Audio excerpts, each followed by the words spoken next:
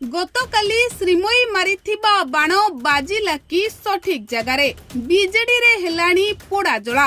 BJD नेता और नेत्री घेरी जाउछंती श्रीमयी मिश्र को। श्रीमयी को सोशल मीडिया पोस्ट को नहीं एबे बीजेडी रे सृष्टि होईछि कंपन। पांड्यान को परोक्षरी भंडो सन्यासी कही टार्गेट करथिले बीजेडी नेत्री श्रीमयी मिश्र।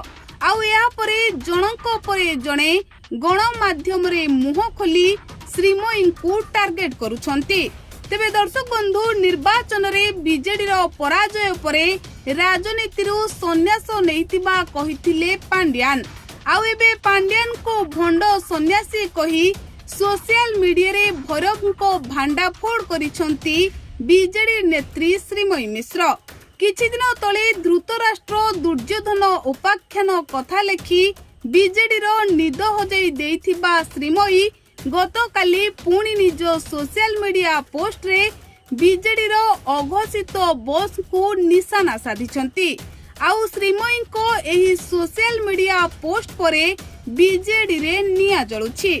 जनक परे जणे आसुछंती गणमाध्यम रे मुह खोलुछंती आउ श्रीमयी को ऊपरे बसुछंती। तेबे दर्शक बंधु पांड्यान को शासन रे बीजेडी रो अनेक नेता अतिष्ठ होई पड़िथिले।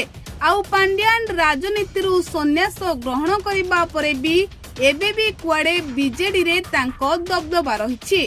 आउ लोके कहउछंती एहा स्पष्ट होई जाउछि जेतेबेले पांड्यान को ऊपरे किए अंगुली उठाउछंती सेतेबेले बीजेडी रो किछि नेता और नेत्री चिंकी उठुछंती आउ घेरी जाउछंती।